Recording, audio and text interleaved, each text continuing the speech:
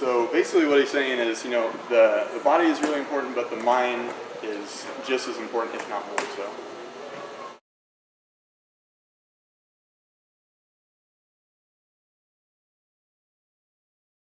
So we're going to start out, it's a little gloomy, but right now, unfortunately, the trend is that children and the rest of society, at least in America, is more obese than they've ever been. So much so that our generation is more likely not to live as long as our parents do. The average life expectancy is around 75, 77 years old, and they're going to say that our generation will be about 5 years less if we continue on this path at this rate. So, the challenge for our generation is to slow that down and have it reverse, to be more fit and more well than we have been the past several decades. And you can see the trend here, the trend line. Here's some statistics. You guys are mathematical oriented. So going from the 70s all the way up until 2008, you can see the progression that we're becoming more and more obese as time goes on. So just real quickly, some benefits of exercise. You have your cardiovascular benefit from your running, from doing anything that's a repetitive motion that sustains your heart rate, and by having that, you get more blood to your body, you get more oxygen to your organs. People who exercise are more likely to have a higher self-esteem, a better self-worth. They are less likely to die prematurely. They have less incidence for developing diseases such as cancer, coronary heart disease, all these different things. Some other benefits are strengthening your bones. People who exercise are less likely to develop osteoporosis, which is just kind of a weakening of your bones. And a way that can be applied is you're less likely to have a fracture, you're less likely to have breaks as you age. You see you hear about grandma broke her hip and that kind of thing. That's kind of, in part because of osteoporosis, because the body isn't making bone as good as it used to. But you can build that up during your guys' age all the way up until about age 30. Going on. So exercise, it's a marathon and not a sprint.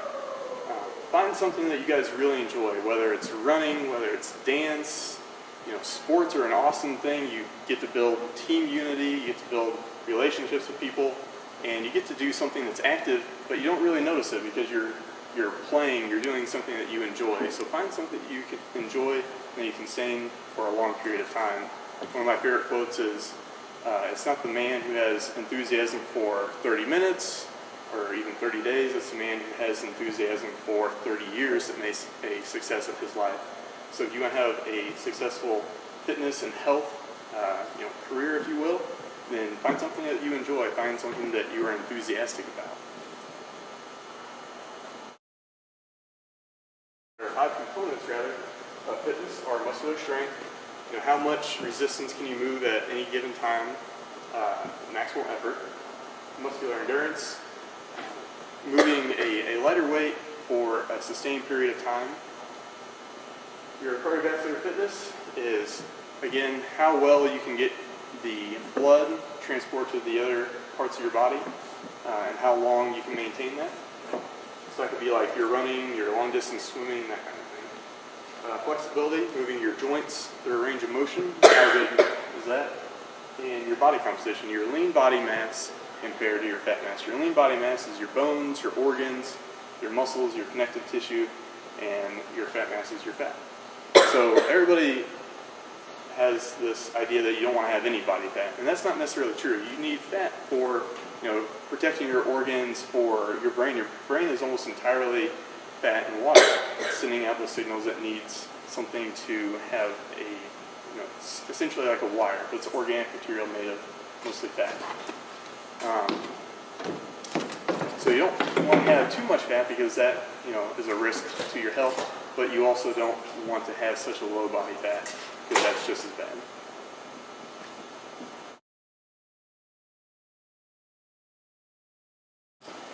So how should you fuel your body? Your lean meats, your complex carbohydrates, and your healthy fats. So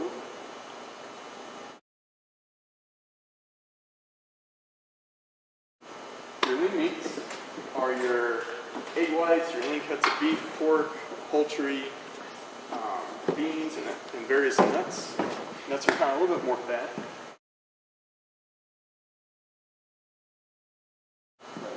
Good protein in there.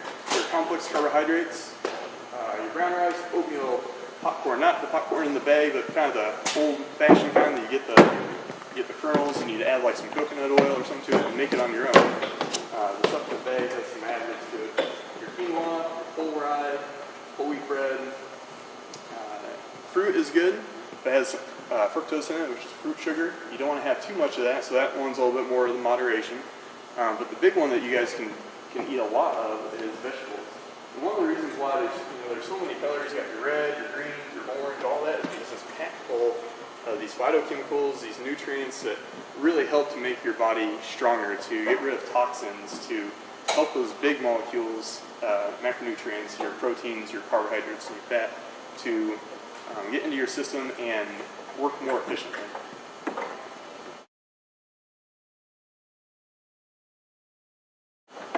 And your healthy fats, your coconut oil, your olive oil, your nuts, fatty fish. Fish is really good because it's high in omega-3s. Next slide is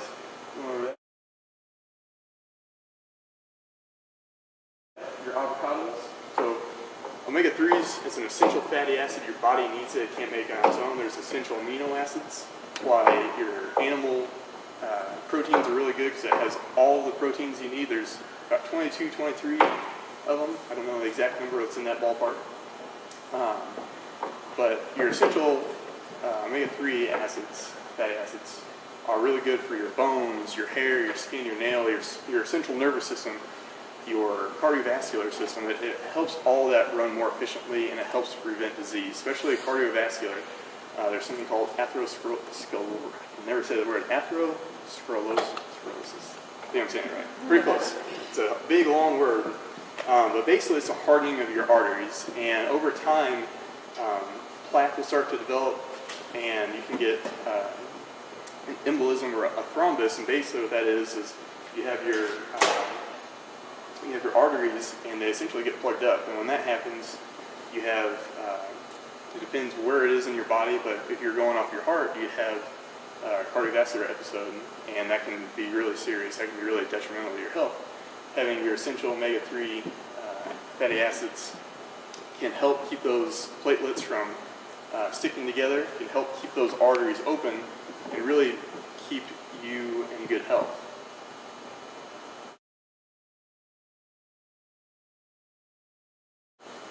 So another one that a lot of people kind of skip over is water. Water is essential. It's 70+% of your body. When you wake up in the morning, one of the reasons you might be tired is not because you didn't get a good night's sleep. It could be because you're dehydrated. If you're dehydrated, just like if you're playing sports, you don't have as much energy, and that's because your body isn't able to get nutrients to the different tissues in your body. So if you're not getting the nutrients, you're not getting the energy to your body, you're going to be more tired. So one of the best times to have a lot of water is first thing in the morning. It kind of clears your system, gets everything going, and then you want to have it throughout the day. They usually recommend, if you're active, about your body weight divided by 2, and you want that in ounces. So a 100-pound person, we want 50 ounces of water spread evenly throughout the day as kind of your minimum, kind of where you want to be on average. If you're more active or it's hot outside, you do a lot of sweating, you want to up those numbers and have a little bit more water.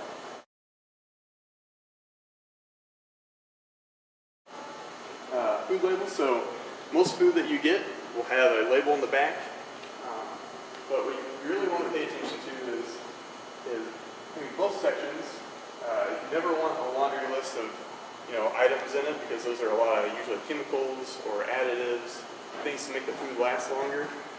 But it's not really good for your body. It's good for the food. It's good for keeping stuff so it doesn't go bad. But when you ingest it, it's harmful. It's not good for your body. Whereas like this is spinach nutrition label, and there's it's just spinach. There's no other additives to it. You can see here the vitamins and minerals in it are really high. You got 20%, 25, 6, 70.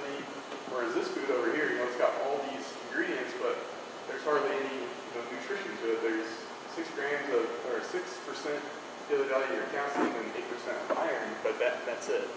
and it's not even as much, but it's a lot more calorie dense than this one. The other thing I want you to pay attention to is the carbohydrates. You want to have fiber in your diet because that helps with preventing colon cancer. It helps to feed friendly bacteria in your gut. That helps to keep everything healthy in it. It's where a lot of your immune system is really. But the other thing is that it helps kind of flush everything out, keeps everything going. You want to have a ratio of 1 to 5. So for every 1 gram of fiber, you want to have no more than 5 grams of carbohydrates, especially your sugars. You always want to try and keep your sugar low because that'll kind of mess with your blood sugar. And if you have too much sugar in your blood, your body tries to bring it back to homeostasis, which is just keeping everything at an even level. Excuse me. Trying to keep it all even. And if that gets too high, your body reacts to it and will release different hormones and that kind of thing. But the result is you get tired. You have a lot of sugar, you have all this energy, and then you crash, and then you're real tired. But if you have fiber, that keeps it that nice even level. So if you're wanting to do like an activity, if you're wanting to go play a sport or something with fiber in it, like oatmeal or that whole grain popcorn, that kind of thing that has fiber in it, have that like an hour and a half before you exercise, and that'll keep that energy good throughout the day. You don't have any times you really get tired. It's also just time to go to bed. Again, keeping sugar low. And saturated fat isn't horrible. You want to keep that low. It's better to have your monounsaturated, your polyunsaturated higher. Those are your healthy fats. They're good for your system. A lot of some of them are your omega-3s.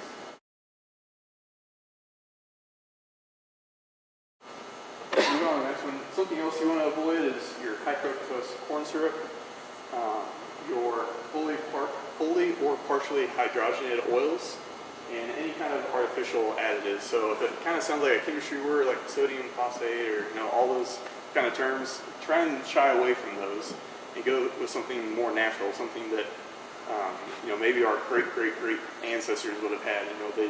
They pick the carrot out of the ground. They pluck the apple from the tree. They go to the meat market and get lean beef or eggs and that kind of thing.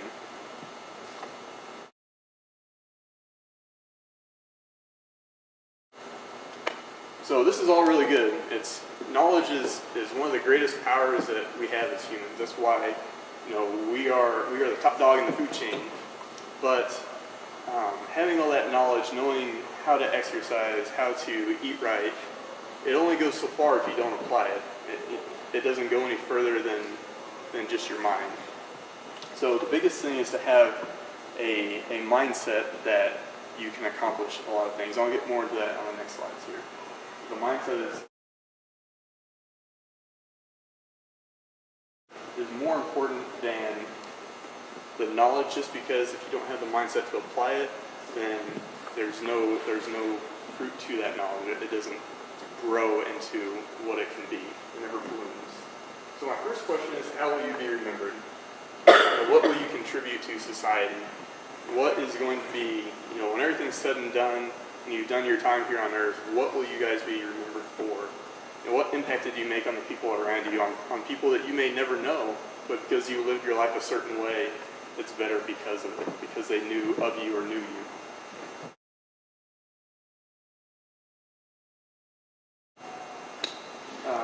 So I was given this opportunity. I'm very thankful again. But at first I didn't know where to start. And that can happen with a lot of different things. You can go into something and not really be sure of what to do, and you think about it.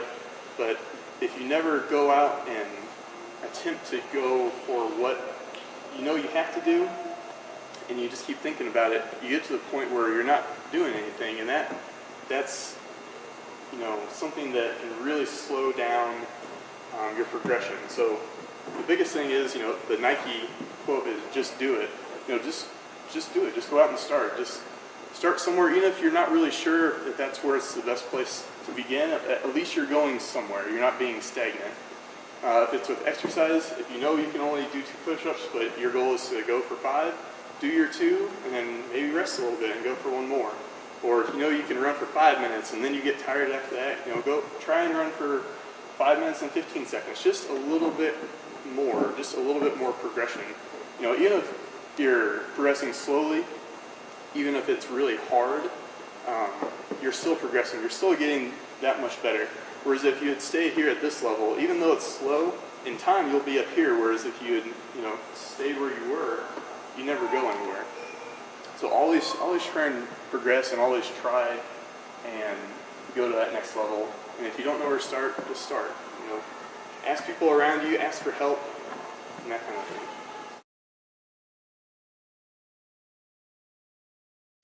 So the next one is the road less traveled.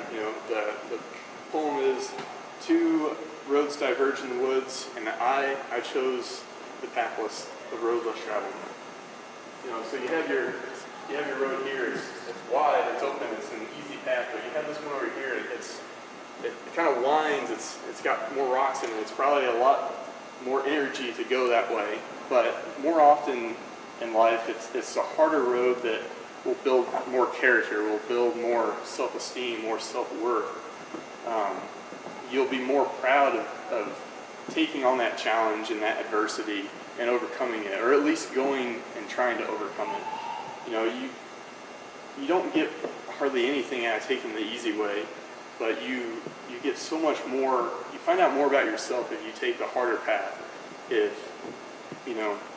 something is very challenging, do you give up in that moment? Do you go and try and find another way to make it work for you, or is that it? Do you throw in the towel?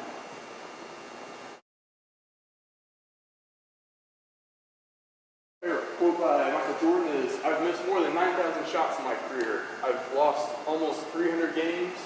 26 times I've been trusted to take the game-winning shot and miss. I have failed over and over and over again, and that is why I succeed." Michael Jordan, if anybody doesn't know, is one of the best basketball players that has ever lived. And he says that because you don't learn from constantly succeeding. You learn where your shortcomings are, where you come up short and you need to improve on them. If you're studying for a test and you have the practice quiz and you get 8 out of 10 and you miss 2 of them, those 2, are your weak points. Okay, well, I need to study this area more. Or if you do like the presidential fitness test, I don't know if you guys have, but if you do, it's a series of push-ups and running and that kind of thing against kind of the national average, how everybody else in the nation is doing. And you get presidential, national, those different categories. Okay, well, in here, this is where I know I need to improve on. I need to put more effort towards this. So when you fail, you know where you stand. You know which direction you need to head.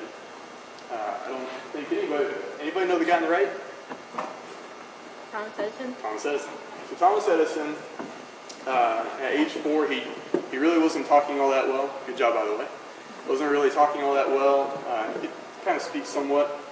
By age 7, he was going so slow in school. The teacher kind of called his parents aside and said, "Hey, he's slowing down the class. We're having to help him out more. He needs like homeschooling or that kind of thing."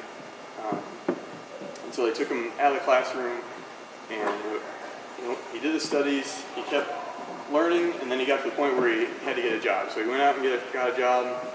He got fired from it. He went and got another job, got fired. Kept going through this routine of getting a job and getting fired. It wasn't because he was a bad worker. He just wasn't coming up. He wasn't doing the job as fast or efficiently as they needed it done. He found out, really what his purpose was. What did he want to be remembered for? What did he want to accomplish in his lifetime? And so he started working on this idea, and he kept working on it. He failed 1,093 times. He kept failing and kept going, kept persevering. And after 1,093 times, the light bulb lit. And so we have light bulbs today thanks to somebody that was willing to fail over 1,000 times. After that, he went on to make 1,000 patents. Patents are essentially like ideas and inventions. So he failed after that 1,000 plus times, finally got it, and he kept going. He was used to failure as something he accepted, because he knew that if he persevered and kept going, he could accomplish more.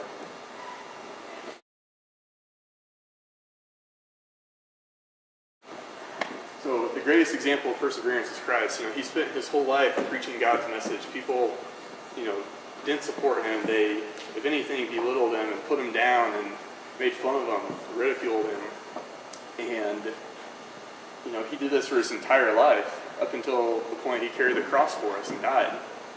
He rose again and he, helped out the disciples, and then he ascended. And his whole existence here on earth was to help us. He was willing to persevere through those hard times, to persevere through the hardest thing that we can imagine, dying.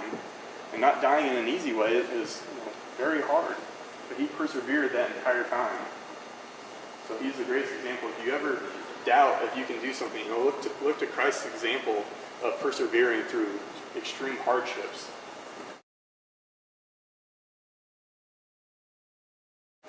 So obstacles. We all run into obstacles, but what are they? Obstacles are, they signify how much you want something in life. How bad do you want it? What are you willing to do? Are you willing to put in the time? Are you willing to put in more effort? Or are you willing to just run in the obstacle, say I can't do it, and give up? If you run into an obstacle, you can find a way to go over it, to go around it, to go through it. There's as long as you have the will to persevere and keep going, you'll eventually win because you keep trying. You always have a chance if you keep trying, if you keep going for it. But if you quit, it ends. There's no more after that, unless you revisit it. And hopefully you do if you've ever gone through it.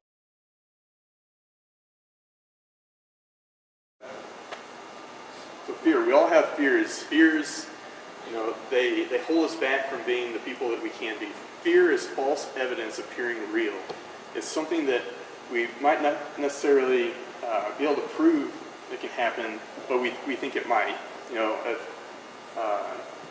A real fear would be walking out onto like a body of water that looks, like it's frozen, and you start hearing the cracks. That's something to be fearful of. But like talking to you guys, a while back I used to be petrified of talking to groups. I mean, this isn't a big group, but like I used to be, nervous talking to maybe half this size, let alone anything bigger. And I've talked to more people than this, but it was a fear of mine. But what fear is there? I mean, you guys aren't going to, jump out and attack me, or you guys aren't going to throw anything or boo. Hopefully not. But beforehand I was nervous. What's everybody going to think? How am I going to react? How are they going to react? All these things I'm thinking about making me nervous. But it's false evidence. There's nothing to make that real unless it actually happens. And if it does, then I'll accept however everything goes. But like I said, it's false evidence appearing real. There's nothing to support it.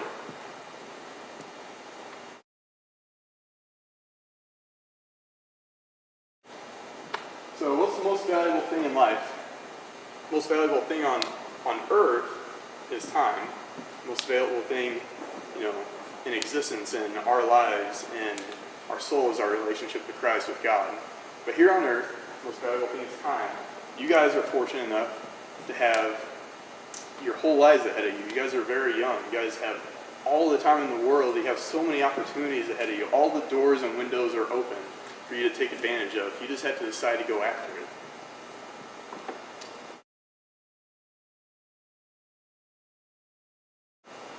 So, next one is be your own hero. We all have a lot of people we look up to, whether it's our favorite singer or favorite actor, or maybe a firefighter or a police officer. All these different people, all these different characters that we would like to be similar to or be like.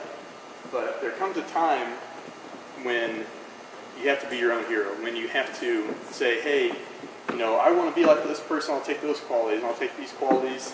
But I am me. There's only one of you here on earth. There's 7+ billion people, but there's only one of you. There's something unique about each and every one of you, and you have something to offer to the world. I don't know what it is. You guys might not know what it is yet, but there's something that God gave you: talent, ability, just so many possibilities that you could contribute. So when the time comes, don't be afraid to be your own hero.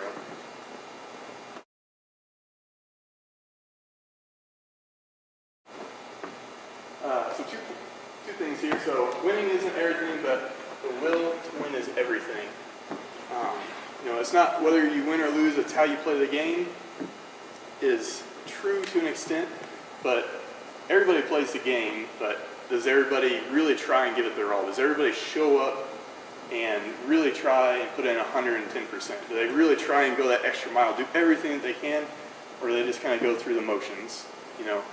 Whether you come up short or you succeed, whether you're the one on the podium first place or you're the one that is watching everybody else, depending on how hard you tried, it is not always a true reflection of where you end up.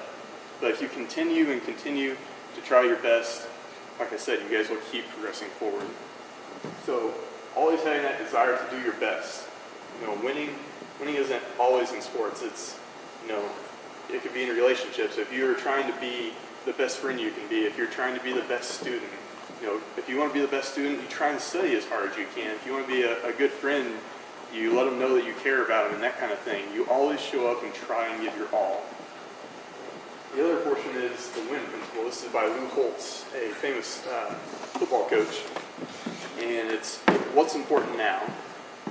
You always have a choice. Whatever it is, you always have a choice. You have a choice to react positively. You have a choice to be reactive or proactive about things. If you have, you guys go into high school next year, you guys have a lot of influence that might come at you. You might have people ask you to do drugs. You might have people ask you to drink with them. You might have all these negative things that you know you shouldn't do, but they're enticing. They're temptations. But you have a choice. Do you want to be the person who is doing things that hurt your body, or do you want to be someone who is progressing forward? Do you want to be the person who you're letting the people around you down, or do you want to be the person who's bringing people up with you? There's all these choices, and you always have the choice. So what's important now is what is going to bring you, not necessarily the instant gratification, what is going to make you the most happy right then, but in the long term, what is going to be something that you are proud of doing, proud of being.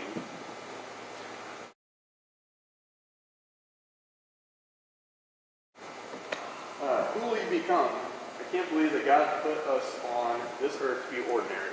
Lou Holtz again. So the difference between ordinary and extraordinary is that little bit extra, putting in that extra effort. So like I said, people don't want to grow up to be like alcoholics or drug abusers or doing these mediocre things that they are capable of doing more with. People want to grow up to be someone that people look up to be an inspiration to others. But it all comes down to a choice. And like I said, you always have a choice at all times.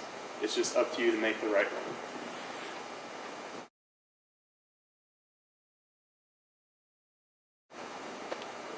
So if I were within, motivation, where do we get it from? Motivation can be external or it can be internal. External motivation you can get from the people around you, from your peers. You do something and you do well, they support you, they cheer you on, they uplift you, but maybe you don't succeed. Maybe you try as hard as you can, but you end up coming up short, and all of a sudden those people that were supporting you might not be there. But internal motivation, it's always there because it's within you. As long as you believe in yourself, you can continue to show up, you can continue to move forward, even when everything around you isn't going the way you want it to. Because with inside you, you have that voice saying, hey, you can do it, you can keep going, I believe in you, I believe in you. And as long as you believe in yourself, you can continue that, because that voice within you, that's your bubble, that is your mindset. You don't have to worry about everything else outside of you. So don't really worry about what everybody else is saying, what your peers might say down the road. And you might say, hey, let's do this, let's do that. And it's not the right way to go. And you have that voice inside you. There's the internal voice that's motivating you, that's saying, hey, I know you can do this. And there's also Christ. You have the Holy Spirit within you telling you what's good and what's bad. And listen to both of those, because one is you, one is your soul, and one is the Spirit.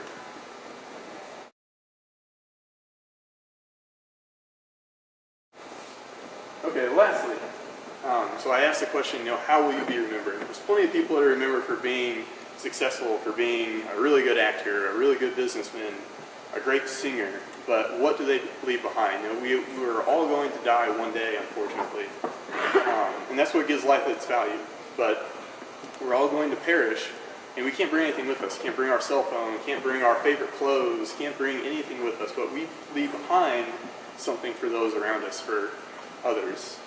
And